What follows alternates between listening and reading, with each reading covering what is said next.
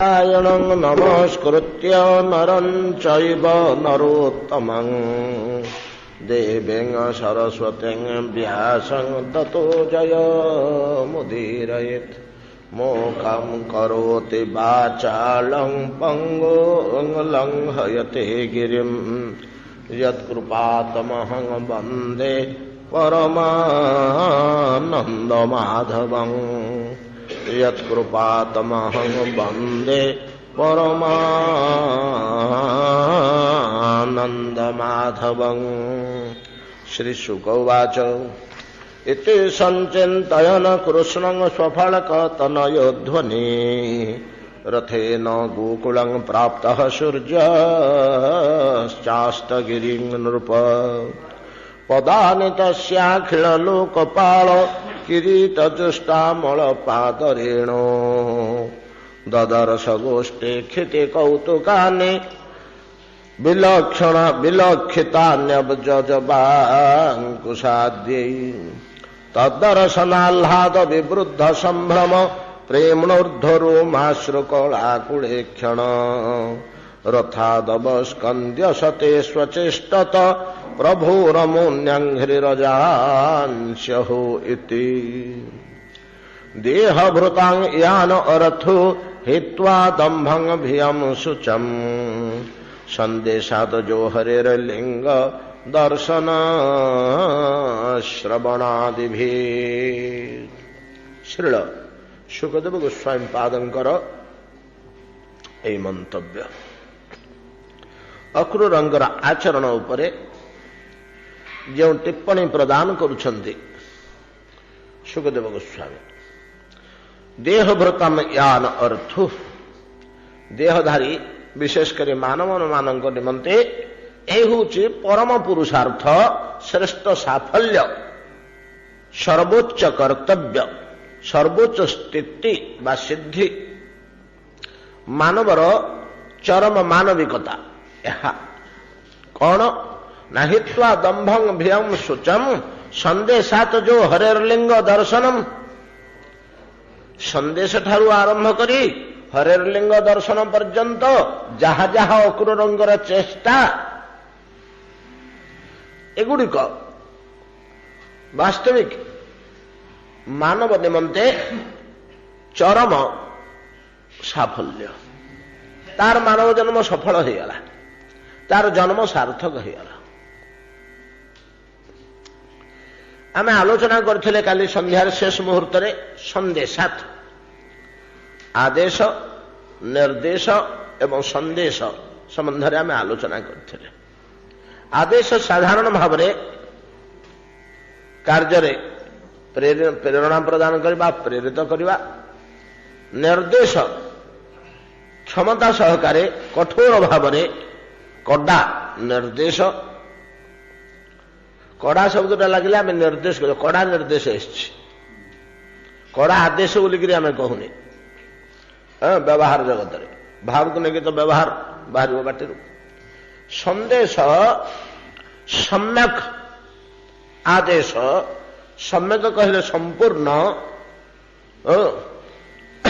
एथि सम्यक आदेश किसी विशेष आदेश अत्यंत चतुरतार सह अत्यंत आंतरिकतार सह अति भाव प्रभावित होला भलिया काली मन पकांतु कंस केमती अक्रूर को डाकिकी गोपन स्थान को नहीं कफी मगई घटनार उपक्रम प्रदान करी यह एक गोपन कथा तुम द्वारा ही संभव होली कही कौशल क्रमे परम प्रभावित करी अक्रूर को तुम जेकोसी मत सीधा बालक को नहीं आस ये जो कंसा और अक्रूर भितर गोपन मंत्रणा है तुम उपर मोर विश्वास तुम्हें ही काम को पारिब एटा आमर एकांत प्रयोजन नहीं कि जे तो गले आउ फेरिले सीठू आमर कथा लंबी गला ना जे गले फेरिले पुतना भलिया कंबा दयालम शरणम प्रपद्ये श्लोक आम आलोचना करथिले तेणु आम सेठिकी जाइकि आउ किछि लाभ नहीं प्राय आमर ମହାନ ମହାନ ଶକ୍ତି ଗୁଡ଼ିକ ସରି ଆସିଲେଣି ହୋ ଅକ୍ରୁର, କଣ ତମେ କହୁଛ? ନା ମହାରାଜ, ଆପଣ ଯାହା କହୁଛନ୍ତି ଠିକ କଥା, ଆମକୁ ଟିକେ ନେଇ ଆସିବୁ କହ। ନେଇ ଆସିଲା ପରେ ଆମ କବଳକୁ ଆସିଗଲା ପରେ ତେଣିକି ଆମେ ଯାହା ହେଲେ କରିବା, ଆମ ଅକ୍ତିଆରକୁ ନେଇ ଆସିଲା ପରେ ତେଣିକି ଆମେ ଯାହା କିଛି କରିବା। ଏଇ ଯୋଉ ସନ୍ଦେଶ ସେଇଠୁ ଅକ୍ରୁରଙ୍କ ମନରେ ପଶିଗଲା ଯେ ମୁଁ କୃଷ୍ଣ ବଳରାମଙ୍କୁ ଆଣିବା ପାଇଁ ଗୋକୁଳକୁ ଯିବି ଏବଂ କୃଷ୍ଣ ବଳରାମଙ୍କୁ ଆଣିବି। ଏଇ କାର୍ଯ୍ୟ ମତେ ରାଜ ନିର୍ଦ୍ଦେଶ ହେଇଯାଇଛି। ସାଧାରଣ ରାଜା ମଧ୍ୟ ନୁହଁ, କଂସ ଭଳିଆ ମହାନ ଶକ୍ତି, ଯାହାକୁ ସେତେବେଳେ ଶାଲ୍ୟ, ଶିଶୁପାଳ, ଦନ୍ତବକ୍ର, ଜରାସନ୍ଧ ପ୍ରଭୃତି ରାଜାମାନେ, ମୁଖ୍ୟ ମୁଖ୍ୟ ରାଜା ସେତେବେଳକୁ ଇଏ ଥିଲେ ଭାରତବର୍ଷର। ଏଥିରୁ କେତେକ ବିନାଶ ହେଇଯାଇଥିଲେ ଅତି ମୁଖ୍ୟ ଗୁଡ଼ିକ। ପରବର୍ତ୍ତୀ କାଳରେ ଆଉ ଯିଏ ରହିଲେ ଏମାନେ ସମସ୍ତେ ମହାଭାରତ ଯୁଦ୍ଧରେ ବିଲୁପ୍ତ ହୋଇଗଲେ। ଭଗବାନ ସେମାନଙ୍କୁ ଶେଷ କରିଦେଲେ। ତା ପୂର୍ବରୁ ମଧ୍ୟ ଭଗବାନ ଏମାନଙ୍କୁ ସମସ୍ତଙ୍କୁ ନିପାତ କରିଥିଲେ। ଆପଣମାନେ ଜାଣିଥିବେ କଂସର ପତ୍ନୀ, କଂସର ଗୋଟେ ଭଉଣୀ କଂସା, କେଡ଼େ ସୁନ୍ଦର ତା ନାଁଟି, କାହାର ମନେ ଅଛି କି କଂସର ଭଉଣୀ ପତ୍ନୀର ନାଁ? ସେ ଜରାସନ୍ଧର କନ୍ୟା।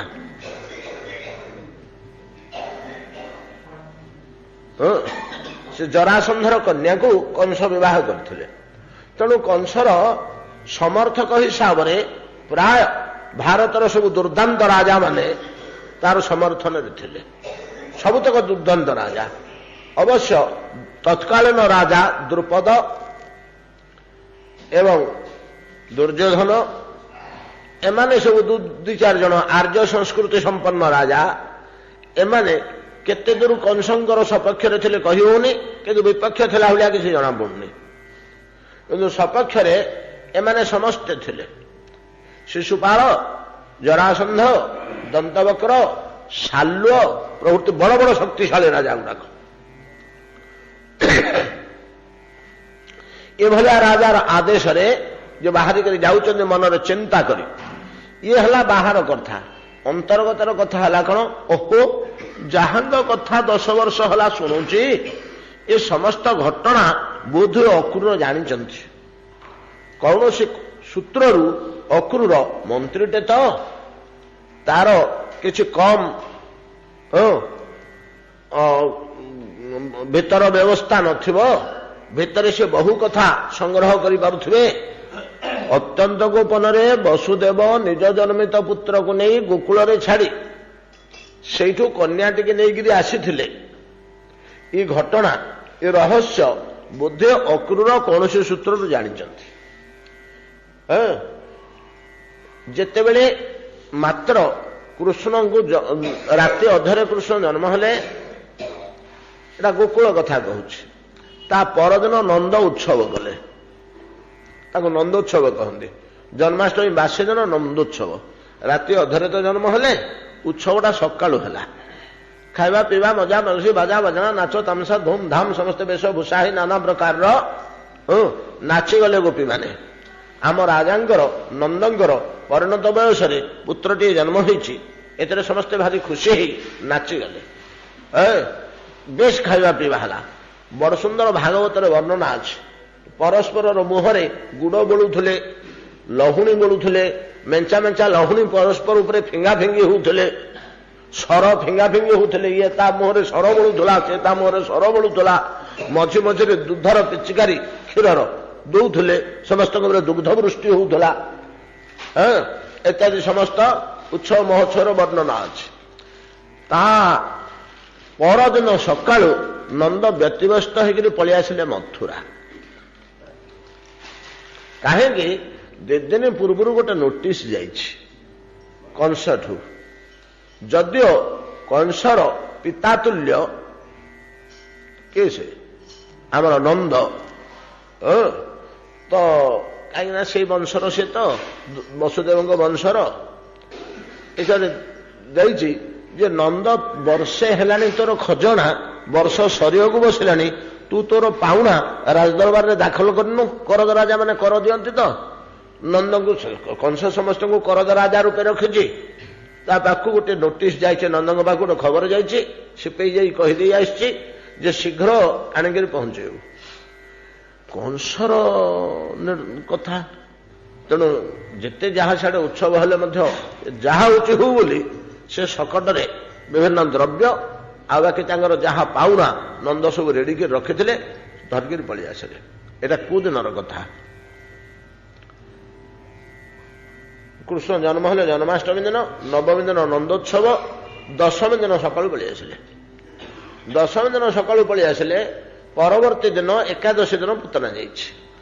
ଦଶମୀ ଦିନ ଶକଟ ଫକଟ ଧରିକିରି ସକାଳୁ ଆସିକିରି ପହଞ୍ଚିଲା ବେଳକୁ କୃଷ୍ଣଙ୍କୁ ନନ୍ଦଙ୍କୁ ସନ୍ଧ୍ୟା ସମୟ ହେଇଯାଇଛି। କଚେରୀ ବନ୍ଦ, ରାତ୍ରି ବାସ କରିଛନ୍ତି। କୌଣସି ମତେ ସକାଳୁ କଚେରୀରେ କଂସର ଟଙ୍କା ପଇସା ଖଜଣା ପାଉତି ସବୁ ଦାଖଲ କରିବାକୁ ଯାଇଛନ୍ତି। ସେତିକିବେଳେ ନନ୍ଦଙ୍କ ମୁଣ୍ଡରେ ଚିନ୍ତା ବସିଛି, କାଲି ମୋର ପୁଅଟିଏ ଜନ୍ମ ହୋଇଛି, ଏକଥା କଂସକୁ କହିବି ନା ନ କହିବି? ତାଙ୍କ ମୁଣ୍ଡରେ ଚିନ୍ତା ବସିଛି। ଲୁଚେଇଲେ ମଲ୍ଲି, କହିଲେ ମଲ୍ଲି। କହିଲେ କଣ କରିବ ଦୁଷ୍ଟ କଂସ, ତାର ଠିକ ଠିକଣା ନାହିଁ। କାହିଁକି ନା ମୋର ବଂଶ ଲୁପ୍ତ ହୋଇଥିଲେ ଆଉ କରଦ ରାଜ୍ୟ ନଥାନ୍ତା, ସେ ଜବରଦସ୍ତ ସେ ରାଜ୍ୟ ଦଖଲ କରି ନେଇଥାନ୍ତା, କରଦ ହେଇକିରି ଆମ ମଧ୍ୟ ରହନ୍ତାନି, ତା ନିଜ ଶାସନ ଭିତରେ ସେ ମିଶେଇ ଦେଇଥାନ୍ତା, କାଳେ ବିଗିଡ଼ିବ କି? ଯଦି ଲୁଚେଇବି ନାଇଁ ନାଇଁ ସନ୍ତାନ ସେମିତି କିଛି ହେଇନି ବୋଲି ଏକଥା କହିବିନି, ଆସିବି ଦାଖଲ କରିଦେଇକିରି ପଳେଇବି, ତାହେଲେ ପରବର୍ତ୍ତୀ ସମୟରେ ଯଦି କଂସ ଜାଣିବାକୁ ତ ପାଇବ, ଏଟା ତ ଲୁଚିକିରି ରହିବନି।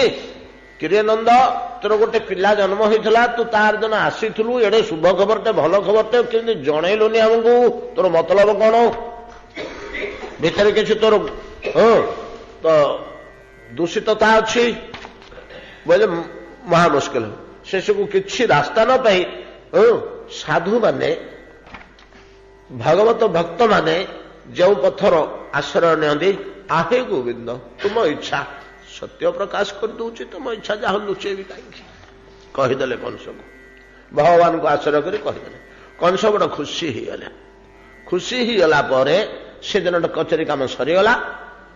ସେଦିନ ସନ୍ଧ୍ୟା ସମୟରେ ଆସି ପହଞ୍ଚିଲେ ବସୁଦେବଙ୍କ ପାଖରେ। ବସୁଦେବଙ୍କ ପାଖରେ ଆସିକରି ନନ୍ଦ ପହଞ୍ଚିଲେ। ନା ବସୁଦେବ ତ କାରାଗାରରେ, ହଁ ବସୁଦେବ କାରାଗାରରୁ ସେ ମୁକ୍ତ ହୋଇଛନ୍ତି। କାରାଗାରରେ ସିନା ଥିଲେ, ଏ 2 ଦିନ ଭିତରେ ମୁକ୍ତ ହୋଇଯାଇଛନ୍ତି। 2 ଦିନ ତଳେ ବିଦ୍ୟୁତ କନ୍ୟା ଯେତେବେଳେ ଆସିକରି କହିଲେ, ମରିବୁ ରେ, ତୁ ବସୁଦେବ ଦେବ କି ଶୀଘ୍ର ଖଲାସ କରେ, ନହେଲେ ମରିବୁ, ସେଇଦିନ ସାଙ୍ଗେ ସାଙ୍ଗେ ସେ ଖଲାସ କରିଦେଇଛି ତାଙ୍କୁ। ଏଟା ଆମର ଭାଗବତରେ ଅଛି। ଗୋପନରେ ନନ୍ଦ ଯାଇକରି ମିଶିଲେ। ବସୁଦେବ ତାଙ୍କର ମିତ୍ର ଅନେକ କାଳର। ନନ୍ଦ ଘରେ ତ ଗୋପନରେ ରୋହିଣୀ ଆଉ ବଳରାମ ଅଛନ୍ତି। ରୋହିଣୀ ତ ବସୁଦେବଙ୍କର ପ୍ରଥମା ପତ୍ନୀ, ଅନେକ ପତ୍ନୀ ଭିତରେ ଯେ ମୁଖ୍ୟା ପତ୍ନୀ।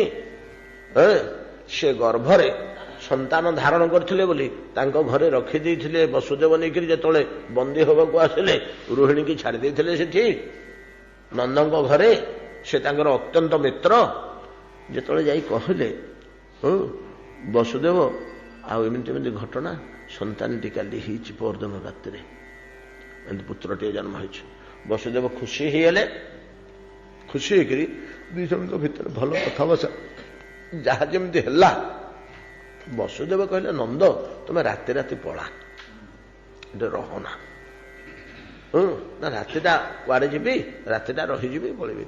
ତମେ ମୋ ସାଥିରେ ବେଶୀ ସମୟ କଥାବାର୍ତ୍ତା କର ନା, କି ରାତିରେ ମଥୁରାରେ ରହନା, ରାତି ରାତି ପଳ, ଯାହା ହଉଛି ହଉ। କାହିଁକି ନା ସେଠି ପିଲାଟି କଣ ବିପଦ ଆପଦ ପଡ଼ିବ, ଭଲ ମନ୍ଦ ହବ, ତମେ ବାହାରେ ରହିଲେ ଭଲ ହବନି, ତମେ ଘର ପାଖରେ ଯାଇକି ରହ। ବସୁଦେବ ନିର୍ଦ୍ଦେଶ ମାନିକରି ସେ ରାତି ରାତି ପଳେଇଲେ। ରାତି ରାତି ଯାଉ ଯାଉ ରାତିରେ ବାହାରକୁ ଡେରି ହେଇଥିବ, ବାଟରେ କୋଉଠି ଅଟକି ଥିବେ, କଣ କରିଥିବେ, ଏମିତି ହେଇକରି ଗୋକୁଳରେ ପହଞ୍ଚିଲା ବେଳକୁ ତାର ଦିନ ସକାଳ ହେଇଗଲାଣି 10ଟା କି 11ଟା କି 12ଟା ହେଲାଣି। ବାଟରେ ଦେଖିଲେ ତ ପଡ଼ିଛି ଗୋଟେ ବିଶାଳ କାୟ ପୁତନା, ରାକ୍ଷସ ଶରୀର। ବାଟରେ ଦେଖିଲେ, ବାଟରେ ଦେଖିଲା ପରେ ଘଟଣା ସବୁ ଶୁଣିଲେ, ୟା ହେଇଛି, ଯାହା ତାଙ୍କୁ କରିବା କଥା କଲେ। ଏଇଟା ଏଡେ ବଡ ଶରୀର 25 ଅଢ଼ି ଗଲେ ଗୋକୁଳରେ ଆମେ ରହିପାରିବାନି, ଗୋରୁ ଗାଈ ଚଳିବାକୁ ଅସୁବିଧା ହବ ବୋଲି ତାକୁ ପୋଡ଼ି ପକେଇଲେ, ତ ପୋଡ଼ିଛନ୍ତି। ଭାଗବତର ବର୍ଣ୍ଣନା ଅଛି, କୁଠାରରେ ସବୁ ଖଣ୍ଡ ଖଣ୍ଡ କଲେ ପୁତନାର ଶରୀରକୁ, ଶତ ଶତ ଖଣ୍ଡ କଲେ, ଛୋଟ ଛୋଟ ଖଣ୍ଡ କରି ପକେଇଲେ।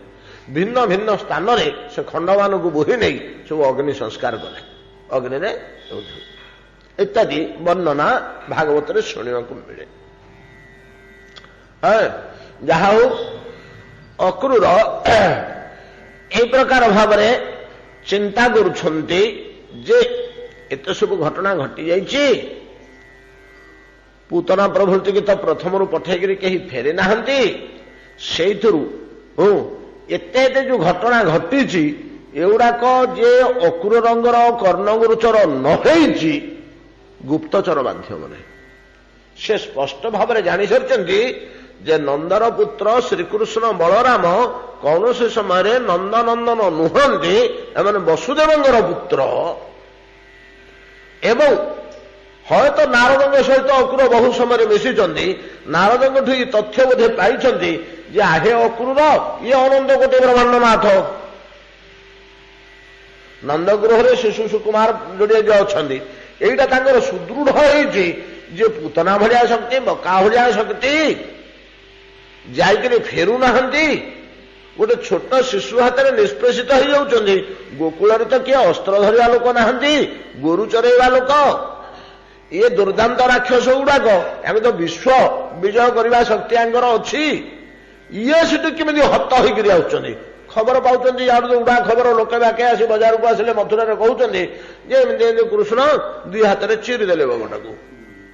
ଏଗୁଡାକ ଶୁଣିକିରି ଅକ୍ରୂରଙ୍କର ବିଶ୍ୱାସ ହେଇଯାଇଛି ଯେ ନିଶ୍ଚୟ ପରମ ପରମେଶ୍ୱର, ନହେଲେ ଏ ସମସ୍ତ ଘଟଣା ଘଟନ୍ତାନି। ତାପରେ ଶୁଣିଲେ କାଳିୟ ଦଳନ, ନାଇଁ କି, ତାପରେ ଶୁଣିଲେ ଅଗ୍ନିପାନ, ତାପରେ ଦେଖିଲେ ଗୋବର୍ଦ୍ଧନ ଧାରଣ, ଇନ୍ଦ୍ର ବିଜୟ, ଏଗୁଡା କଣ ମଣିଷର କାର୍ଯ୍ୟ? ଅତଏବ ନାରଦଙ୍କର କହିବା କଥା ତ୍ରିକାଳ ସତ୍ୟ, ସାକ୍ଷାତ ପରମେଶ୍ୱର ଆସି ନନ୍ଦ ମନ୍ଦିରରେ କୃଷ୍ଣ ବଳରାମ ରୂପେ ଜନ୍ମ ହୋଇଛନ୍ତି। କଂସ ଯୋଉ ମୁହୂର୍ତ୍ତରେ ସନ୍ଦେଶ ଦେଲା, ହଁ ଆଜ୍ଞା କହିକିରି ସେ ପଳେଇ ଆସିଲେ, ଆସିକିରି ଏଗୁଡା ଚିନ୍ତା କରୁଛନ୍ତି ଆଉ ଅହୋ ସୌଭାଗ୍ୟ ମୁଁ ପ୍ରଭୁଙ୍କର ଦର୍ଶନ ପାଇବି ଆଉ ଉଠିକିରି ପଳାଇଛନ୍ତି ସକାଳୁ। ଆଉ ରଥରେ ଗଲାବେଳେ ଭଗବାନଙ୍କ ସମ୍ବନ୍ଧରେ ଯାହା ଯାହା ଚିନ୍ତା କରିଛନ୍ତି ସେଇଠୁ ଆରମ୍ଭ କରି ହରେର ଲିଙ୍ଗ ଦର୍ଶନ ପର୍ଯ୍ୟନ୍ତ, ଭଗବାନଙ୍କର ପାଦ ଚିହ୍ନ ପାଇବା ପର୍ଯ୍ୟନ୍ତ ଯାହା ଯାହା ଚେଷ୍ଟା ବିପୁଳ ବିସ୍ତାରିତ ଭାବରେ ସୁଖଦେବ ଗୋସ୍ୱାମୀ କହିଛନ୍ତି, ଆମେ ମଧ୍ୟ ଆଳାପ ଆଲୋଚନା କରି ଆସିଛେ, ଶୁଣି ଆସିଛେ। ସନ୍ଦେଶାତ ଯୋଉ ହରେର ଲିଙ୍ଗ ଦର୍ଶନ, ଇତିମଧ୍ୟରେ ଅକ୍ରୂର କଣ କଲେ?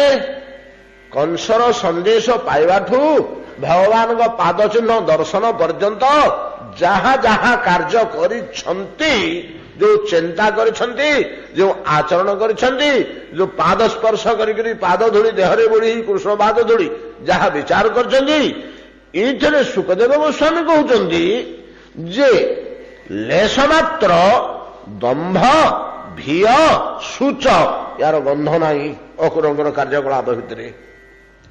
ଏତକ କାର୍ଯ୍ୟକଳାପ ଭିତରେ କଂସ ସନ୍ଦେଶ ଠାରୁ ଆରମ୍ଭ କରି, କଂସର ଅନୁରୋଧ ଠାରୁ ଆରମ୍ଭ କରି ଭଗବାନଙ୍କ ପାଦ ଚିହ୍ନ ଉପରେ ଲୋଟି ପଡିବା ପର୍ଯ୍ୟନ୍ତ ଏତକ ଭିତରେ ଯାହା ଅକ୍ରୂରଙ୍କର ଚିନ୍ତାଧାରା, ଆଚରଣ, କାର୍ଯ୍ୟକଳାପ, ଇତି ଦମ୍ଭ ଭିୟ ସୂଚର ଗନ୍ଧ ନାହିଁ, ଲେଶ ମାତ୍ର ଗନ୍ଧ ନାହିଁ। ଅତଏବ ଏଇତକ ଆଚରଣ ତାଙ୍କର ଅକ୍ରୂରଙ୍କର ଏଇ ସମୟତକର ଆଚରଣ, କଂସ ନିର୍ଦ୍ଦେଶ ଦବାଠୁ ଯେତେବେଳେ ସେ ଜାଣିପକେଇଲେ ଯେ ମତେ ହିଁ ଯିବାକୁ ପଡିବ କୃଷ୍ଣ ବଳରାମଙ୍କୁ ଆଣିବା ପାଇଁ, କି ରାତି ପାଇଲେ କଂସର ନିର୍ଦ୍ଦେଶ ହେଇଗଲା, ସେଇଠୁ ସେ ଯାହା ଭାବି ହେଉଛନ୍ତି ଭଗବାନଙ୍କର ପାଦ ଚିହ୍ନ ସ୍ପର୍ଶ କଲା ପର୍ଯ୍ୟନ୍ତ ଯାହା ଯାହା ସେ ଚିନ୍ତା କରିଛନ୍ତି, ନା ସେଥିରେ ଦମ୍ଭ ଅଛି, ନା ସେଥିରେ ଭୟ ଅଛି, ନା ସେଥିରେ ଶୋକ ଅଛି। ଏଇ ଯୋଉ ତିନୋଟି ଜିନିଷ ଆମେ 2 ଦିନ 3 ଦିନ ଧରି ଘାଣ୍ଟିଲେ, କାହିଁକି ଘାଣ୍ଟିଲେ? ଏ ତିନିଟାର ସ୍ୱରୂପ ଜାଣିବାକୁ, ଦମ୍ଭ କଣ, କୋଉଠୁ ଉତ୍ପତ୍ତି, କାହାର ଶକ୍ତି କଣ କରେ ନାଇଁ କି ଏଗୁଡିକ ସବୁ ଆମେ ବିପୁଳ ଭାବରେ ଆଲୋଚନା କଲେ। ଏଗୁଡାକ ମାୟାର ଶକ୍ତି, ମାୟାର ତ୍ରିଗୁଣରୁ ତିନୋଟି ଉତ୍ପନ୍ନ, ଦମ୍ଭ ଭୟ ଶୋକ ସତ୍ୱରଜତମ ଗୁଣତ୍ରୟରୁ, ତେଣୁ ଗୁଡାକ ଶୁଦ୍ଧ ମାଇକ ପଦାର୍ଥ ଏବଂ ଗୁଡାକ ମାୟାର ବିପୁଳ ଅସ୍ତ୍ର, ମାୟାର ବାସ୍ତବ କାର୍ଯ୍ୟ ବା ଲକ୍ଷ୍ୟ ସାଧନ ପାଇଁ ଇଏ ବ୍ରହ୍ମାସ୍ତ୍ର ତିନୋଟି ସେ ଶେଷରେ ପ୍ରୟୋଗ କରେ। ମାୟାର ଲକ୍ଷ୍ୟ କଣ କି? ଜୀବକୁ ଈଶ୍ୱର ବିସ୍ମୃତ କରାଇବା। ସବୁ ଆଲୋଚନା କରିଛେ। ମାୟାର କାର୍ଯ୍ୟ କଣ? ଜୀବକୁ ଈଶ୍ୱର ବିସ୍ମୃତ କରାଇବା। ସେଇଥିପାଇଁ ବେଦସ୍ତୁତି ଭଳିଆ ମହାବିପୁଳ ଜିନିଷ, ମହାବିରାଟ ଜିନିଷ 87 ଅଧ୍ୟାୟରେ 10ମ ସ୍କନ୍ଧର ଯାହା କହିଲେ, ଚତୁର୍ବେଦ ସ୍ତବ କରୁଛନ୍ତି ଛିଡା ହୋଇ ଭଗବାନଙ୍କୁ। ଯୋଉ ଭାଷା ଜନଲୋକର ଭାଷା, ଏଠିକାର ଭାଷା ନୁହେଁ। ପ୍ରଥମକିରି 4 ବେଦ ଯେତେବେଳେ ସ୍ତବ କରୁଛନ୍ତି ସେଠି, ସେତେବେଳକୁ ବିଶ୍ୱ ନାହିଁ ଯେ ପ୍ରଳୟ ହେଇଯାଇଛି। ସେଠି କୁହାଯାଇଛି ବିଶ୍ୱର ଉତ୍ପତ୍ତି ପୂର୍ବରୁ ବୋଲି କୁହାଯାଇଛି। ଆମେ ଯଦି ଭଲ ରୂପେ ଚିନ୍ତା କରିବା, ସେଟାକୁ ବିଶ୍ଳେଷଣ କରିବା ଗବେଷଣାତ୍ମକ ଢଙ୍ଗରେ, ଏଟା ୟା ନିଷ୍ପତ୍ତି ହବ ବୋଧ ହୁଏ, ଆମର କି ସାମର୍ଥ୍ୟ ଅଛି ଗୁଡାକ ନିର୍ଣ୍ଣୟ କରିବାକୁ, ବୋଧ ହୁଏ ୟା ହବ ଯେ ଯେମିତି ରାତି ପାଇବାର ପୂର୍ବ ମୁହୂର୍ତ୍ତ ସୂର୍ଯ୍ୟ ଉଦୟ ହୋଇନାହାନ୍ତି, ସୂର୍ଯ୍ୟ ଉଦୟ ହେଲେ ଦିବସ ହିସାବ ହବ ନା? ବୁଧବାର କି ଗୁରୁବାର, ଆଜି ବୁଧବାର ନା ଆଜି କି ବାର? ମଙ୍ଗଳବାର ନାଇଁ କି? ଏବେ ମଙ୍ଗଳବାର ଚାଲିଛି, ମଙ୍ଗଳବାର ତା କୋଉଠା ପନ୍ଦ ହିସାବ ହବ? ସୂର୍ଯ୍ୟୋଦୟ ପର୍ଯ୍ୟନ୍ତ। ସୂର୍ଯ୍ୟୋଦୟ ପର୍ଯ୍ୟନ୍ତ ମଙ୍ଗଳବାର ରହିବ। ସୂର୍ଯ୍ୟୋଦୟ ପାର ହେଲେ ବୁଧବାର ହବ। ଏବେ କି ତିଥି ନକ୍ଷତ୍ର ତ ତାର ସବୁ ଦଣ୍ଡଲିତା ହିସାବ ଅଛି, ଘଣ୍ଟା ମିନିଟ ଅନୁସାରେ ସେ ହିସାବ ହବ। କିନ୍ତୁ 12ଟା ବା ଦିବସଟା ଗୋଟିଏ ଦିବସ, 7 ଦିବସ ଭିତରୁ ଗୋଟିଏ ଦିବସ ସୂର୍ଯ୍ୟୋଦୟ ପର୍ଯ୍ୟନ୍ତ। ଗୋଟିଏ ପିଲା ଯଦି ସୂର୍ଯ୍ୟୋଦୟ 2 ମିନିଟ ଅଛି ଜନ୍ମ ହୋଇ ପଡିଲା, 5ରେ ଆମେ ଦେଖିଲା ବେଳକୁ ସୂର୍ଯ୍ୟ ଉଦୟ ହଉଛନ୍ତି 5ଟା 4 ମିନିଟ 14 ସେକେଣ୍ଡ, ପିଲାଟି କୁଆଁ କରିଦେଲା 5ଟା 4 ମିନିଟ 13 ସେକେଣ୍ଡରେ, ତାହେଲେ ସେ ପିଲାଟା ମଙ୍ଗଳବାର ଜନ୍ମ ହେଇଛି ବୋଲି କୁହାହବ। ସୂର୍ଯ୍ୟୋଦୟ 1 ସେକେଣ୍ଡ ପୂର୍ବ ହେଇଗଲା। ସୂର୍ଯ୍ୟୋଦୟକୁ ସ୍ପର୍ଶ କରିଦେଲେ ବୁଧବାର ହେଇଯିବ। ଜନ୍ମ ଯେମିତି ମୃତ୍ୟୁ ସେମିତି। କୁବାରେ ମଲେ ହୋ ତୁମ ଅଜା ନା ଅମୁକ ବାରେ, ଯଦି ସୂର୍ଯ୍ୟୋଦୟ ପୂର୍ବରୁ ତାର ନିଶ୍ୱାସ ବନ୍ଦ ହେଇଛି, ଏଇ ହିସାବରେ ହେଲେ ସୂର୍ଯ୍ୟ ଉଦୟ ହେଇଗଲେ ଆଗାମୀ ଦିବସର ଗଣନା ଆରମ୍ଭ ହେଇଗଲା, ବୁଧବାର ହେଇଗଲା। କିନ୍ତୁ ସୂର୍ଯ୍ୟୋଦୟ ପୂର୍ବରୁ ତ ଆଲୁଅ ହେଇଯାଉଛି, ହେଲେ 48 ମିନିଟ ପୂର୍ବରୁ ଆଲୁଅ ହବ, ତାକୁ ଅରୁଣୋଦୟ କୁହାଯାଏ। ତାକୁ ଅରୁଣୋଦୟ କୁହାଯାଏ। 48 ମିନିଟ 2 ଦଣ୍ଡ। ସୂର୍ଯ୍ୟ ଉଦୟ ଯୋଉ ହିସାବ ଅଛି ତାର 48 ମିନିଟ ପୂର୍ବରୁ ଅରୁଣୋଦୟ ହେଇଗଲା। ଅରୁଣୋଦୟ ହେଇଗଲେ ନିଶାଚର ମାନେ ଲୁଚିଗଲେ, ପଶୁ ଯୋଉମାନେ ନିଶାଚର ପଶୁ, ଚୋର ଡକେଇତ ତସ୍କର ଏମାନେ ମଧ୍ୟ ଆତ୍ମଗୋପନ କରିଗଲେ। ଦିଗ ବିଦିଗ ଆଲୋକିତ ହେଇଗଲା, ରାସ୍ତାଘାଟ ଦୁଷିଗଲା, ଲୋକେ ଉଠି ପଡିଲେ, ଗାଧୁଆ ପାଧୁଆ ସ୍ନାନ, ମଙ୍ଗଳ ଏ ପୂର୍ବରୁ ଲୋକ ଉଠି ଗାଧୁଆ ପାଧୁଆ ସ୍ନାନ ତର୍ପଣ ପୂଜା ଅର୍ଚ୍ଚନା ଯିଏ ଯେମିତି ଆରମ୍ଭ କରିବା। ଦେବତା ମାନଙ୍କ ମନ୍ଦିରରେ ଅରୁଣୋଦୟ ସମୟରେ ସେଇ ମଙ୍ଗଳ ଆରତୀ ପ୍ରଭୃତି ହୁଏ ନା? ଅରୁଣୋଦୟ କାଳରେ ଏଟା ହବା ଉଚିତ। କିଏ କିଏ ରାତି 4ଟାରେ କରୁଛନ୍ତି, କିଏ ସେ 3ଟାରେ କରୁଛନ୍ତି, ପ୍ରୟୋଜନକୁ ନେଇକି, କିଏ ସେ ସକାଳ 8ଟାରେ କରୁଛନ୍ତି। କିନ୍ତୁ ତାର କାଳଟା ହେଲା ଅରୁଣୋଦୟ କାଳ। ସୂର୍ଯ୍ୟୋଦୟ ପୂର୍ବ ଅରୁଣୋଦୟ ଆଲୁଅ ହେଇଯାଇଥିବ। ତାକୁ ସୁନ୍ଦର ଭାବରେ କହିଲେ ଡାକେ ପକ୍ଷୀ ନ ଛାଡେ ବସା, ଏଟାକୁ ଉଷା କାଳ କୁହାଯାଏ। ପକ୍ଷୀ ତା ବସାରୁ ବାହାରୁଛି, ଉଡିଯିବ ଚରିବାକୁ, ଯାଉଛି ଘେରେ ଏମିତି ବୁଲି ଆସିକି ଆଉ ଥରେ ଗଛରୁ ବସାରୁ ଉଡିଗଲା, ଗଛ ଚାରିପଟେ ଘେରେ ବୁଲିଲା, କିମ୍ବା ଗୋଟେ ରାଉଣ୍ଡ ମାରିକି ବସି ପଡିଲା। ତାମାନେ ସେ ଲକ୍ଷ୍ୟ କରୁଛି ଯେ ହେଲେ ଖାଦ୍ୟ ଦୁଷିବନି, ଭଲ ଆଉ ଟିକେ ଆଲୁଅ ହଉ ଯିବି, କିନ୍ତୁ ହେଇଗଲାଣି ବୋଲି ବାହାରି ପଡୁଛି, ଘେରେ ଉଡିକିରି ଆସି ବସି ଯାଉଛି। ଏମିତି ଅବସ୍ଥାଟାକୁ ଉଷା କୁହାଯାଏ। ଏବଂ ଏଇଟା ହିଁ ଏଇ ସମୟଟା ଏକାଦଶୀରେ ବୁଧବାର ହିସାବ ହେଇଯିବ। ଏକାଦଶୀ ବ୍ରତ ହିସାବରେ ୟାକୁ ଅରୁଣୋଦୟ ବିଦ୍ଧା ବୋଲି କୁହାଯାଏ। ସେଇଠି ପରମାର୍ଥୀ ବାହାଜନ ବୈଷ୍ଣବ ମାନେ ତାର ଦିନ ଏକାଦଶୀ କରିବେ। ଦଶମୀଟା ଯଦି ସୂର୍ଯ୍ୟୋଦୟର ପୂର୍ବବର୍ତ୍ତୀ 48 ମିନିଟ୍ ଭିତରକୁ ପଶିଗଲା, ଦଶମୀଟା ସୂର୍ଯ୍ୟ ଉଦୟ ହେବାକୁ 48 ମିନିଟ୍ ପୂର୍ବରୁ ଅରୁଣୋଦୟ ହେଲା, ଅରୁଣୋଦୟ ଭିତରକୁ ଯଦି ଲମ୍ବିଗଲା, ସୂର୍ଯ୍ୟୋଦୟ ପୂର୍ବରୁ ଏକାଦଶୀ ଆରମ୍ଭ ହୋଇଛି କିନ୍ତୁ ଅରୁଣୋଦୟ ଭିତରକୁ ପଶିଯାଇଛି, 48 ମିନିଟ୍ରୁ କମ୍ ହେଇଯାଉଛି, ଏଠୁ ଆରମ୍ଭ ହୋଇଛି। ୟାକୁ କୁହାଯାଏ ଅରୁଣୋଦୟ ବିଦ୍ଧା ବା ଦଶମୀ ବିଦ୍ଧା ଏକାଦଶୀ ହେଇଗଲା। ଦଶମୀ ବିଦ୍ଧା ଏକାଦଶୀରେ ବ୍ରତ କରିବାକୁ ହବ ନାହିଁ ବୋଲି ଶାସ୍ତ୍ର କହିଲେ। ହେଲେ କଣ କରାଯିବ ନା ତା ପରଦିନ ମହାଦ୍ୱାଦଶୀ ନିଶ୍ଚୟ ହବ। ଯଦି ଆର ବିଦ୍ଧା ହୁଏ ତେଣୁ ମହାଦ୍ୱାଦଶୀ ବ୍ରତ କରିବାକୁ ହବ। କିନ୍ତୁ ବୈଷ୍ଣବ ମତଟା ବଡ କଠିନ ନା ଆଉ କଣ। ଏହି ପ୍ରକାର ଭାବରେ ଯେମିତି ଆମର ସୂର୍ଯ୍ୟୋଦୟର ପୂର୍ବବର୍ତ୍ତୀ ଅବସ୍ଥା, ଆପଣମାନେ ଧରି ନିଅନ୍ତୁ ଯେ ସୃଷ୍ଟିଟା ହଉଛି ଦିନ, ପ୍ରଳୟଟା ହଉଛି ରାତ୍ରି। ଏକଥା ଆମର ଗୀତା କହିନାହାନ୍ତି କି ସିଂହରାତ୍ର ବିଦୁଜନା, ରାତି ଦିନ କାହାକୁ କୁହାଯାଏ? ହୋ ଇ ରାତି ଦିନକୁ ରାତି ଦିନ କୁହାଯାଏ। ସହସ୍ର ଯୁଗ ପର୍ଯ୍ୟନ୍ତମ ଅହରଦତ ବ୍ରହ୍ମଣୋ ବିଦୁ, ବ୍ରହ୍ମାଙ୍କର ଦିନ ବ୍ରହ୍ମାଙ୍କର ରାତି। ଅତଏବ ସୃଷ୍ଟି କାଳଟା ହଉଛି ବ୍ରହ୍ମାଙ୍କର ଦିବସ, ପ୍ରଳୟ କାଳଟା ହଉଛି ବ୍ରହ୍ମାଙ୍କର ରାତ୍ରି। ବ୍ରହ୍ମାଙ୍କର ରାତ୍ରି ଯେତେବେଳେ ପାହି ଆସୁଛି, ସୃଷ୍ଟି ନୂତନ ସୃଷ୍ଟି ଉତ୍ପନ୍ନ ହବ, ପ୍ରକ୍ରିୟା ଆରମ୍ଭ ହେଇନି, ତାର ପୂର୍ବବର୍ତ୍ତୀ ଯେମିତି ସୂର୍ଯ୍ୟ ଉଦୟର ଅରୁଣୋଦୟ, ସେମିତି ସୃଷ୍ଟି ପ୍ରକ୍ରିୟା ଆରମ୍ଭ ହେବାର ପ୍ରାକ କାଳରେ ବେଦମାନେ ଭଗବାନଙ୍କୁ ସ୍ତବ କରୁଛନ୍ତି। ହେଲେ ବେଦ ସବୁବେଳେ ଅଛନ୍ତି, ସୃଷ୍ଟି କାଳରେ ସେମାନେ ସୃଷ୍ଟ ହୁଅନ୍ତି ନାହିଁ, ନାଇଁ କି ପ୍ରମାଣିତ ହଉଛି। ସେମାନେ ସ୍ତବ କରିଛନ୍ତି। ଯାହା ସେ ଯୋଉ ସ୍ତବ କଲେ, ପ୍ରଥମେ କଣ କଲେ? ଜୟ ଜୟ ଜୟ ଜୟ ହି, ପ୍ରଥମେ ତୁମେ ଅଜାଟାକୁ ଜାଳି ଦିଅ ବୋଇଲେ ଆପଣମାନେ ନିଜ ନିଜ ଅଜାକୁ ପୋଡିବେନି।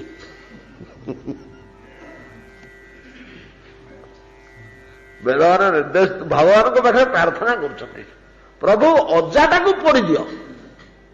ଅଜା ମାୟା, ମାୟାଟାକୁ ପୋଡ଼ି ଦିଅ। କାହିଁକି? ବେଦମାନେ କାହିଁକି ପ୍ରଥମେ ଏଟା କହିଲେ ନା ଏକମାତ୍ର ଆମର ବିରୋଧ ହଉଛି ମାୟା। କାରଣ ନା ଆମେ ଚାହୁଁଛୁ, ଆମର କର୍ତ୍ତବ୍ୟ ହେଲା ଜୀବକୁ ଈଶ୍ୱର ଶ୍ରୁତି ପ୍ରଦାନ କରିବା, ନାଇଁ କି? ବେଦ ଉପନିଷଦ ପୁରାଣର କି କାର୍ଯ୍ୟ? ଈଶ୍ୱରଙ୍କୁ ସ୍ମରଣ ରଖିବା ଯଦି ଏକମାତ୍ର କାର୍ଯ୍ୟ হয়, ଏଇ କାର୍ଯ୍ୟଟା ତ ସେମାନେ କରୁଛନ୍ତି। ଆଉ ବେଦ ନିରନ୍ତର ଆଣ୍ଠୁ ପକେଇ ପରିଶ୍ରମ କରୁଛନ୍ତି, ଲାଗି ପଡି ଚେଷ୍ଟା ଯତ୍ନ କରୁଛନ୍ତି, ପ୍ରତ୍ୟେକଟି ମଣିଷ କେମିତି ଈଶ୍ୱର ଶ୍ରୁତି ଲାଭ କରୁ, ଈଶ୍ୱରଙ୍କୁ ଭୁଲି ନ ଯାଉ। ମାୟା କରୁଛି ପ୍ରତ୍ୟେକ ଲୋକ କେମିତି ଈଶ୍ୱରଙ୍କୁ ଭୁଲନ୍ତୁ। ପରସ୍ପର ବିରୋଧ କାର୍ଯ୍ୟ ହେଇଗଲାନି କି? ତେଣୁ ବେଦମାନେ କହୁଛନ୍ତି ପ୍ରଭୁ ମାୟାଟାକୁ ଆପଣ ଶୀଘ୍ର ଜାଳି ଦିଅନ୍ତୁ, ଆଉ ଆମ କାମରେ କିଏ ବାଧା ଦବନି। ଆମେ 5ଟା ବର୍ଷ ଭିତରେ ଜଗତଟାକୁ ଈଶ୍ୱର ଶ୍ରୁତି ଦେଇ ପକେଇବୁ, ଗୋଟିଏ ଲୋକ ଆଉ ବାକ୍ୟ ରହିବନି। ଆଉ ଆମେ ୟାରୁ ଯେତେ ଈଶ୍ୱର ଶ୍ରୁତି ଦେଇ ଦେଇ ଯାଉଛୁ, ସେ ତ ତାଙ୍କର ଧନ ରତ୍ନ ପ୍ରତିଷ୍ଠା ଭୋଗ ବିଳାସ ନ ପାରିଲା ବେଳକୁ ବ୍ୟାଧି ରୋଗ ନିନ୍ଦା ଅପଯଶ ଭର୍ତ୍ତି କରି ତା ଘରେ। ଯେ ଲୋକ ଧନ କାମିନୀ କାଞ୍ଚନ ନ ଭୁଲିଲା, ତାକୁ ରୋଗ ବ୍ୟାଧି ପୁରେଇଲା ତା ଘରେ। ଆଉ ସେ ନିରୁପାୟ ହେଇକି ଈଶ୍ୱରଙ୍କୁ ଭୁଲିବ। ଆଉ ନାନା କୌଶଳରେ ଈଶ୍ୱରଙ୍କୁ ଭୁଲେଇ ଦଉଛି। ଈଶ୍ୱରଙ୍କୁ ଭୁଲେଇବାର ଯୋଉ ଏକମାତ୍ର କାର୍ଯ୍ୟ ହଉଛି ମାୟାର, ଜୀବମାନେ କେମିତି ଈଶ୍ୱର ଭୁଲିବେ। ଏଠି ଆପଣ ଏଇ ପ୍ରଶ୍ନ ତୋଳିବେନି ଯେ ଭଗବାନ ଏମିତି ଗୋଟେ ବ୍ୟବସ୍ଥା କାହିଁ ରଖିଛନ୍ତି, କଣ ଦରକାର ଥିବ ନା, ନହେଲେ କାହିଁ ରଖିଥାନ୍ତେ? ଗୋଟେ ଡିଭାଇସ୍ ଯେତେବେଳେ ଅଛି, ନାଇଁ କି, ତାର କିଛି ଫଙ୍କସନ ଅଛି ନା, ଆଉ ନହେଲେ ଗୋଟେ ଡିଭାଇସ୍ ସୃଷ୍ଟି ହୁଅନ୍ତା କି? ତେଣୁ ନିଶ୍ଚୟ ତା ଭିତରେ କିଛି ରହସ୍ୟ ରହିଛି। କାହିଁକି ଭଗବାନ ମାୟାଟାକୁ ନିର୍ମାଣ କରିଛନ୍ତି? ଯେ ଏମିତିକା ମନ୍ଦ କାର୍ଯ୍ୟ କରୁଛି, ଯାହା ହଉ ଈଶ୍ୱର ବିସ୍ମୃତି କରିବା ତାର ବ୍ରହ୍ମାସ୍ତ୍ର ହେଲା ଦମ୍ଭ ଭୟ ଶୋକ। এই 3টা ଜିନିଷ ଯଦି ଈଶ୍ୱର ଚିନ୍ତନରୁ ବର୍ଜିତ ହୋଇଗଲା, ତାହେଲେ ସେଇତକ ଚିନ୍ତନ, ସେଇତକ ଚେଷ୍ଟା, ସେଇତକ କାର୍ଯ୍ୟ, ଭୟ ଦମ୍ଭ ଓ ଶୋକ, ଏ 3ଟି ପରିତ୍ୟାଗ ପୂର୍ବକ ଯଦି ଭଗବତ ସ୍ମରଣ କରାଯାଏ, ତାହେଲେ ସେଟା ଶୁଦ୍ଧ ପରମାର୍ଥିକ ଜିନିଷ। ଆମର ଏଠି ଯୋଉ ଆମେ ଭାଗବତ ଆଲୋଚନା କରୁଛେ, ହରିକଥା ଶ୍ରବଣ କରୁଛେ, ଏଇଟା ଶୁଦ୍ଧ ହବ ନା ନ ହବ? ଭଲରେ ତ ବିଚାର କଲେ ବୋଧେ ଶୁଦ୍ଧ ହବନି। କଣ ହେଲେ ଗୋଟେ ଥିବ, ଦମ୍ଭ ୟା ଭିତରେ ଥିଲା ଭଳିଆ ଅନୁଭବ ହଉନି, ଦମ୍ଭ ଥିଲା ଭଳିଆ ଅନୁଭବ ହଉନି। ଶୋକ ଥାଇପାରେ କି ନଥାଇପାରେ, କିନ୍ତୁ ଭୟ କୋଉ ବାଟରେ ହେଲେ ୟା ଭିତରେ ଥିବ। ଯଦି ଆମେ ଆଶ୍ରମ ମାନଙ୍କରେ ଏ ସମସ୍ତ କାର୍ଯ୍ୟ ନ କରିବା, ଆଶ୍ରମ ନଷ୍ଟ ହୋଇଯିବ, ଏ ଭୟ ତ ଅଛି। ଏହା ଆଶ୍ରମର ଗୌରବ, ଏହା ଆଶ୍ରମର ପ୍ରତିଷ୍ଠା। କଣ ବୁଝୁଛନ୍ତି ନା ନାହିଁ? ଶୋକ ନଥାଇପାରେ, କୌଣସି ଶୋକରୁ ଆମେ ଏଇଟା କରୁନେ, ପ୍ରଭୁ ଆମର ଏମିତି ଭାସି ଯାଉଛି, ପୋଡ଼ି ଯାଉଛି, ରକ୍ଷା କର। କୌଣସି ଦମ୍ଭ ବି ନଥାଇପାରେ, ହଁ ଆମେ ପ୍ରତିଷ୍ଠିତ ହବା ଏମିତି ଲୋକଙ୍କ ଆଗରେ, ୟା ନଥାଇପାରେ, ନାହିଁ। କିନ୍ତୁ ଭୟ ନିଶ୍ଚୟ ଥିବ। କାହିଁକି ନା ଏଇ ଜଗତରେ ଭୟ ଚଣ୍ଡାଳ କୋଉ ବସ୍ତୁଟାକୁ ଛାଡ଼ିଲେ, ରଜଗୁଣଟା ଇଆଡେ ରହୁଛି ସିଆଡେ ରହୁଛି ତ। ସତ୍ୱ ନଥାଇପାରେ, ତମ ନଥାଇପାରେ, ମହା ଅସୁର ଲୋକଟା ନ ହେଇପାରେ, ମହାଦେବତା ନ ହେଇପାରେ, କିନ୍ତୁ ରଜଗୁଣ ୟାଡେ ଟିକେ ଥିବ, ସିଆଡେ ଟିକେ ଥିବ, ନିଜେ ମଧ୍ୟ ଥିବ। ରଜଗୁଣ ନଥାଇକିରି ସ୍ଥାନ ନାହିଁ। ବିଶ୍ୱଟା ଏଇଭଳିଆ ଗୋଟିଏ ଜିନିଷ ଯେ ଯେମିତି ହେଲେ ରଜଗୁଣରୁ ଜାତ ଭୟ କୁଆଟା ହେଲେ ଥିବ। ଏହା ଆଶ୍ରମର ଗୌରବ। ଆଶ୍ରମର କାର୍ଯ୍ୟ ହେଲା ହରିକଥା, ହରିନାମ ପ୍ରଚାର, ହରିକଥା ପ୍ରଚାର ପ୍ରସାର ଓ ଶାସ୍ତ୍ରକୁ ବଞ୍ଚାଇ ରଖିବା, ଈଶ୍ୱରଙ୍କର ଆଳାପ କରିବା, ମନୁଷ୍ୟମାନଙ୍କୁ ସତଶିକ୍ଷା ପ୍ରଦାନ କରିବା, ମନୁଷ୍ୟମାନଙ୍କୁ ଶାସ୍ତ୍ରର ନିଗୁଢ଼ ରହସ୍ୟ ବତେଇଦେବା ଉଦ୍ଦେଶ୍ୟରେ ଆଶ୍ରମ ତିଆରି ହେଇଥିଲା, ମଠ ତିଆରି ହେଇଥିଲା। ମଠଟା ଅଲଗା, ଆଶ୍ରମଟା ଅଲଗା। ଆଶ୍ରମର ଗୁଡାକ ହେଲା କାର୍ଯ୍ୟ। ମଠ କହିଲେ ଖାଲି ବୋର୍ଡିଂ, ସ୍କୁଲ ପିଲାମାନେ ଯୋଉଠି ରହନ୍ତି, ପାଠ ପଢନ୍ତି। ଆଉ ସେମିତି ବିଚାର କଲେ ଆପଣମାନେ ଯଦି ଆମେ ଭାଗବତ ପଢିଲେ, ଟୀକା ଟିପ୍ପଣୀ ପଢିକିରି ଭାଗବତ ଢେରା ମଠ ହେଲାନି କି? ଶାସ୍ତ୍ର ଶିକ୍ଷା କରୁଛେ ତ, ଆଉ କଣ? ଆମେ ସବୁ ଛାତ୍ର ଭଳିଆ, ଆଉ କଣ? ମଠ କହିଲେ ଛାତ୍ରାବାସ। ତ ମଠକୁ ଛାତ୍ରାବାସ ବୋଲିକିରି ଆମର ପ୍ରହରାଜ ଭାଷାକୋଷ ନିର୍ଣ୍ଣୟ କରିଛନ୍ତି। ମଠ କହିଲେ ଛାତ୍ରାବାସ, ଯୋଉଠି ଛାତ୍ରମାନେ ରହି ଖାଇବା ପିନ୍ଧିବାକୁ ପାଇ ପାଠ ପଢନ୍ତି। ଖାଇବା ପିନ୍ଧିବାକୁ ଆପଣମାନେ ପାଉନାହାନ୍ତି, ଏଠୁ ଖାଲି ଭାଗବତ ଟିକେ ପଢୁଛନ୍ତି। କାହିଁକିନା ଆଜିକାଲି ତ ଖାଇବା ପିନ୍ଧିବାକୁ କିଏ ଯୋଗେଇ ଦଉଥିଲେ, ରାଜା ରାଜୁଡା ମାନେ ଦଉଥିଲେ ଯେ, ସେତେବେଳେ ଛାତ୍ରମାନେ ପଢୁଥିଲେ ଖାଇ ପିନ୍ଧିକିରି ସେଠି। ଆଚ୍ଛା କିଏ ଦଉନାହାନ୍ତି, ଆଉ ଖାଇବା ପିନ୍ଧିବା କଣ ହବ? ଯାହା ହଉ, ତ ଏତାଦୃଶ ଭାବରେ ତ ମାୟାର ରଜୋଗୁଣରୁ ଉତ୍ପନ୍ନ ଏ ତିନିଟା ଜିନିଷ ଯଦି ନ ରହେ, ତାହା ବିଶୁଦ୍ଧ ହରିସ୍ମରଣ ବା ନିର୍ମଳ ଭଜନ ପ୍ରକ୍ରିୟା। ସେଥିରେ ନିଶ୍ଚିତ ଗୋବିନ୍ଦ ସନ୍ତୁଷ୍ଟ ହେବେ, ସମ୍ପୂର୍ଣ୍ଣ ସବୁଥିରେ ସନ୍ତୁଷ୍ଟ ହେବେ, ସବୁଡ଼ା ସ୍ୱୀକୃତି। କିନ୍ତୁ ଭଗବାନଙ୍କର ସନ୍ତୋଷର ପରିମାଣ ଏଗୁଡ଼ାକ ଯେତେ କମିଯିବ, ସୁଖଦେବ ଗୋସ୍ୱାମୀଙ୍କ କହିବା କଥା, ଆହି ପରୀକ୍ଷିତ ସନ୍ଦେଶାତ ହରେର୍ଲିଙ୍ଗ ଦର୍ଶନ ପର୍ଯ୍ୟନ୍ତମ ଅକ୍ରୂରଙ୍କର ଯେତକ କଥା, ସେଥିରେ ଦମ୍ଭ, ଭୟ, ଶୋକ କିଛି ବୋଲି ନାହିଁ, କିଛି ବୋଲି ନାହିଁ। একদম বিশুদ্ধ, বিশুদ্ধ হরিকথা ভজন, হরিভজন প্রক্রিয়া। କେମିତି କେମିତି ଦମ୍ଭ, ଭୟ, ଶୋକ ସେଥିରେ କିଛି ନାହିଁ। ଆରେ ପିଲେ, ସେ ମାର୍କଣ୍ଡପୁରରୁ କିଏ ଆସିଛ କିରେ? ନା ଆସିନାହାନ୍ତି ବନ୍ଧ? ଆମେ ଆଉ ଟିକେ ଅକ୍ରୂରଙ୍କର ଦମ୍ଭ ନାହିଁ, ଭୟ ନାହିଁ, ଶୋକ ନାହିଁ। ଏ ତିନୋଟି ବର୍ଜିତ କେମିତି ହେଇଛି? ପ୍ରଥମେ ଦମ୍ଭ ଦେଖନ୍ତୁ। ଅକ୍ରୂରଙ୍କର କଣ ଦରକାର ଥିଲା? ଗୋଟିଏ ଗୋପାଳ ବାଳକର, ଆଚ୍ଛା ଗୋପାଳ ବାଳକ ନହେଲେ ସେ ତ ଭଗବାନ ମୂର୍ତ୍ତିରେ ସେଠି ନାହାନ୍ତି, ଶଙ୍ଖଚକ୍ର ଗଦା ପଦ୍ମ ଧରି ବୁଲୁନାହାନ୍ତି, ସେ ତ ବୈକୁଣ୍ଠର ଈଶ୍ୱରଙ୍କ ଭଳିଆ ବା ମନ୍ଦିରରେ ଯେମିତି ଈଶ୍ୱରଙ୍କୁ ଆମେ ଉପାସନା କରୁଛେ, ସେମିତି ନନ୍ଦ ଘରେ ସେ ଠାକୁର ହେଇକିରି ଉପାସନା ଯୁକ୍ତ ନାହାନ୍ତି। ନନ୍ଦର ପୁତ୍ର, ତାଙ୍କ ମଧ୍ୟ ପାଟିରୁ ଲାଳ ରହୁଛି, ମଣିଷ ଶିଶୁ ଭଳିଆ। ସେ ବି କାନ୍ଦୁଛନ୍ତି, ଅଳି କରିକିରି ଖାଇବାକୁ ମାଗୁଛନ୍ତି, ନାଇଁ କି? ମଣିଷ ଶିଶୁ ଭଳିଆ। ଯଦି ଦମ୍ଭର ଗନ୍ଧ ଥାନ୍ତା ଅକ୍ରୂର, ସେ ଚିନ୍ତା କରିଥାନ୍ତେ, ଆରେ ମୁଁ ଗୋଟେ ଛୋଟିଆ ଲୋକ ନୁହଁ, କଂସ ମୋ ଉପରେ ନିର୍ଭର କରୁଛି ତାର ବିଶେଷ କାର୍ଯ୍ୟ ପାଇଁ। କଂସ ଭଳିଆ ଲୋକ ଆମେ କେତେ ଜଣ ଅଛୁ ବୋଲିକିରି କଂସର କଂସତ୍ୱ ନା, ଆଉ ପୃଥିବୀରେ ପ୍ରତିଷ୍ଠା ଲାଭ କରୁଛି, ସମସ୍ତଙ୍କ ଉପରେ ଅଧିକାର ଜାହିର କରିପାରୁଛି। ଆଉ ଆଜି ଗୋଟେ କାର୍ଯ୍ୟ ପାଇଁ ତ ସେ ମତେ ଖୁସାମତ କଲା। ମୁଁ ଜଣେ ସାଧାରଣ ଲୋକ ନୁହେଁ, ମୁଁ କଂସର ଗୋଟେ ମନ୍ତ୍ରୀ। ଖାଲି ମନ୍ତ୍ରୀ ନୁହେଁ, କାର୍ଯ୍ୟନିର୍ବାହ କରୁଥିବା କର୍ମଚାରୀ ନୁହେଁ, କଂସର ବିଶ୍ୱସ୍ତ ଏବଂ କଂସ ଯାହା ଉପରେ ନିର୍ଭରଶୀଳ।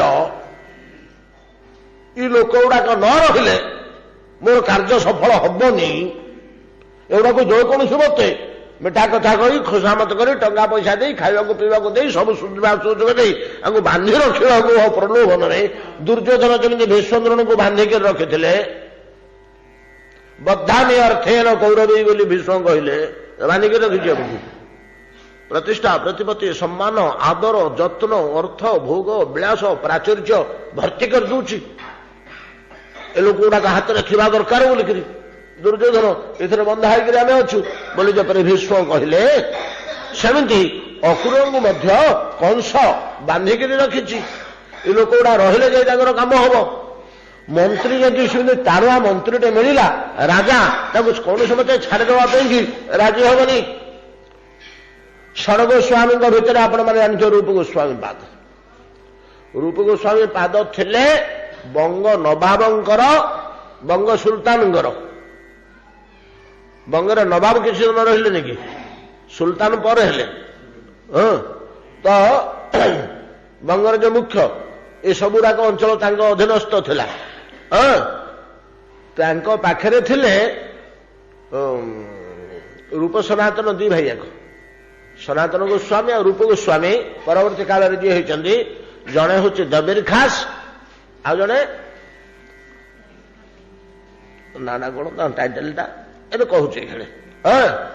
ଜଣେ ହଉଛନ୍ତି ଦବିର ଖାସ, ରାଜସ୍ୱ ମନ୍ତ୍ରୀ। ନାଇଁ, ଏଇଟା ରାଜସ୍ୱ ମନ୍ତ୍ରୀ ନୁହଁ। ଦବିର ଖାସଟା ହଉଛି ପର୍ସନାଲ ସେକ୍ରେଟାରୀ।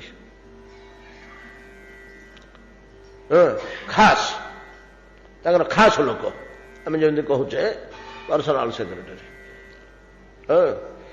ଆଉ ଏ ଦି ଜଣଙ୍କ ଥିଲେ। ସେଥିରୁ ଜଣେ ଭାଇ ବାହାରିକରି ସନ୍ନ୍ୟାସ ଗ୍ରହଣ କରି ପଳେଇଲେ। ସେଥିରେ ସନାତନ ଗୋସ୍ୱାମୀ ହେଉଛନ୍ତି ସବୁଠୁ। ରୂପ ଗୋସ୍ୱାମୀ ଥିଲେ ଦବିର ଖାସ, ସେ ବାହାରିକରି ପଳେଇଲେ। ଗୋପନେ ସେ ଲୁଚିକିରି ପଳେଇଲେ। ସନାତନ ଗୋସ୍ୱାମୀ ରହିଗଲେ। ଭାଇଟା ପଳେଇଲା, ସାନ ଭାଇଟା ପଳେଇଲା, ମୁଁ ଯାଇପାରୁନି। କିନ୍ତୁ ସନାତନ ଗୋସ୍ୱାମୀ ସହଜରେ ଛାଡୁନି ସୁଲତାନ। ଏ ଭିତରେ ହେଲା କଣ ନା, ଇଏ ଆଉ ଗଲେନି ବେଶୀ ରାଜଦରବାରକୁ। ରାଜଦରବାରକୁ ଯେତେବେଳେ ନ ଗଲେ, ଘରେ ବସିକରି ସାଧୁ ସନ୍ଥକୁ ଧରି ବାହାଜ ଦି ଚାରି ଜଣ ଧରି କଣ ଭାଗବତ ଚର୍ଚ୍ଚା କଲେ। ରାଜଦରବାରକୁ ବହୁତ କମ ଗଲେ। ସେତେବେଳେ ରାଜା ବାରମ୍ବାର ଖବର ପଠେଇବାରୁ ମୋ ଦେହ ଅତ୍ୟନ୍ତ ଅସୁସ୍ଥ ବୋଲି କହିଲେ। ସବୁ ଖବର ରାଜା ପାଉଛି, ଦେହ ଅସୁସ୍ଥ ନାହିଁ, ସେ ମଜି ଯାଇଛି ଭାଗବତ ରସରେ। ଭାଗବତର ରସ ମଜିକି ରାଜକାର୍ଯ୍ୟ ଛାଡ଼ି ଦେଇଛି। ଦିନେ ରାଜା ସୁଲତାନ ନିଜେ ଆସି ପହଞ୍ଚିଗଲେ। ଏମାନଙ୍କର ଭାଗବତ ଚର୍ଚ୍ଚା ଚାଲିଛି, ଆସି ପହଞ୍ଚିଗଲେ। ଯଦି କହିଲେ କି ତ ମନ୍ତ୍ରୀଜୀ, ଆଉ ଆପଣ ଇଆଡ଼େ ରହିଲେ, ସାଡ଼େ ରାଜକାର୍ଯ୍ୟ ସବୁ ଗୋଳମାଳ ହେଇଗଲା, ଆପଣଙ୍କ ବିନା ତ ଚଳିବନି, ଆଉ ଅସୁବିଧା ହେଉଛି। ଆପଣଙ୍କୁ ଏଲାଉ କରାହେଲା, ଆପଣ ଘଣ୍ଟେ ଘଣ୍ଟେ ଆସନ୍ତୁ। ଆପଣଙ୍କୁ ଯାହା ରାଜକୀୟ ପାରିଶ୍ରମିକ ଦିଆ ହେଉଥିଲା, ଆପଣଙ୍କ କାର୍ଯ୍ୟ ପାଇଁ ତାର 2 ଗୁଣ ଦିଆଯିବ। ଯାହା ଯେଠୁ ଆପଣ ରାଜ ବର୍ତ୍ତନ ପାଉଥିଲେ, ତା 2 ଗୁଣ ପାଇବେ। ଆଉ ଗୋଟିଏ ଘଣ୍ଟା ଅନ୍ତତଃ ଆପଣ ରାଜଦରବାରକୁ ଆସିବେ। ଘଣ୍ଟାକ ଭିତରେ ଆପଣଙ୍କ ଯାହା ଆମର ଟିକେ ଦେଖା ଚାହାଁ କରିଦେଇକିରି ବୁଦ୍ଧି ବତେଇ ଦେଇ, କେମିତି ବୁଦ୍ଧିମାନ ଲୋକଟା ଥିଲା, ଦେଇକିରି ଆସିବେ। ଆପଣ ଭାଗବତ ଚର୍ଚ୍ଚା କରନ୍ତୁ, ଆପଣ 24 ଘଣ୍ଟା କରନ୍ତୁ, ବସନ୍ତୁ। ଏ ଭିତରେ କିଛି ଯାଇଛନ୍ତି, ଗୋଟିଏ ଘଣ୍ଟା ଆପଣ ରାଜଦରବାରକୁ ଆସନ୍ତୁ। ତାର ଅନୁରୋଧରେ ତ ସନାତନ ଗୋସ୍ୱାମୀ ବାଧ୍ୟତାମୂଳକ ହଁ କରିବାକୁ ବାଧ୍ୟ ହେଲେ। 2 ଗୁଣ ସେ ଦିନଠୁ ବର୍ତ୍ତନ ପାଇଲେ। ରାଜା ଯାହା ଦଉଥିଲେ 2 ଗୁଣ ଦେଲେ ଏବଂ ଘଣ୍ଟା ଏକରି ଗଲେ। ଦିନେ ରାଜା ଖବର ପଠେଇଲା, ହଁ ଆହୁରି ଗୋଟେ କଥା, ମୁଁ ଯୋଉଦିନ ଖବର ପଠେଇବି ଘଣ୍ଟାଏ ପାଇଁ ଆସିବେ, ସବୁଦିନ ଆପଣ ଆସିବା ଦରକାର ନାହିଁ, ଆପଣ ଭଦ୍ର। କିନ୍ତୁ ଆପଣ ପୁରାପୁରି ଛାଡ଼ି ଦିଅନ୍ତୁନି ରାଜଦରବାର। କୌଣସି ଗୋଟେ ଲୋକଟାକୁ ବାନ୍ଧି ରଖିବାକୁ ସୁଲତାନ ଚେଷ୍ଟା କରୁଛି, କି ଗୁଣ ତା ପାଖରେ ଥିଲା ଯେ। ଏ ଭିତରେ ରାଜା ଦିନେ ଖବର ପଠେଇଲେ, 2 ଗୁଣ ଦରମା ପାଉଛନ୍ତି, ମାସେ 1.5 ମାସ ବିତିଗଲାଣି। ଗଲେ ଯାଇକିରି ପହଞ୍ଚିଲେ, ଆରେ ୟାଙ୍କ ସହିତ କଥା ଆଳାପ ଆଲୋଚନା ପଡ଼ିଲା। ସେତିକିବେଳକୁ ବଙ୍ଗର ସୁଲତାନ ଓଡ଼ିଶା ଆକ୍ରମଣ କରିବା ପାଇଁ ପ୍ରସ୍ତୁତ ହେଉଛନ୍ତି। ଏ ଲୋକଟା ପାଖରେ ଥିବା ନିହାତି ଦରକାର, ୟାକୁ ସାଥିରେ ନେଇକରି ଯିବାକୁ ହବ। କାହିଁକି ନା ଏ ଲୋକଟା ଏମିତିକା ବୁଦ୍ଧିମାନ ଲୋକ ପାଖରେ ଥିଲେ ବିପଦ ସମୟରେ କଣ ତାରି ବୁଦ୍ଧିରେ ହିଁ ଏଗୁଡାକ ସହଜ ସରଳ ହବ, ରାଜ୍ୟ ବିଜୟ ଇତ୍ୟାଦି। ଏଇଟା ହେଲା ଉଦ୍ଦେଶ୍ୟ। ସେଠି ସିଧାସଳଖ ସନାତନ ଗୋସ୍ୱାମୀ କହିଲେ, ଆପଣ ଉତ୍କଳ ଆକ୍ରମଣ କରିବାକୁ ଯିବେ ରାଜା, ମୁଁ ଆପଣଙ୍କ ସାଙ୍ଗରେ ଯାଇପାରିବିନି।